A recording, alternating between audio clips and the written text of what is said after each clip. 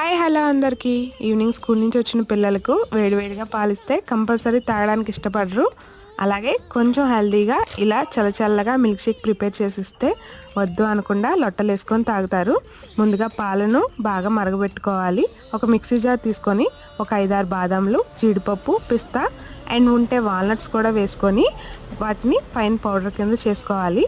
మరుగుతున్న పాలల్లో కొద్దిగా బెల్లం పౌడర్, నచ్చితే ఇలాచీ కూడా వేసుకొని బాగా మరగబెట్టుకొని మనం పౌడర్ చేసుకున్న వాటిని కూడా పాలల్లో వేసి కొంచెం మరగబెట్టుకొని స్టవ్ ఆఫ్ చేసుకోవాలి.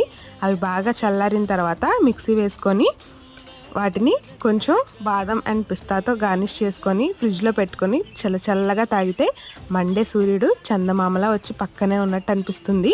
పిల్లలు కూడా చాలా ఇష్టంగా తాగుతారు. నచ్చితే లైక్ చేయండి. అలాగే వెళ్తూ సబ్స్క్రైబ్ చేసుకోవడం మర్చిపోకండి.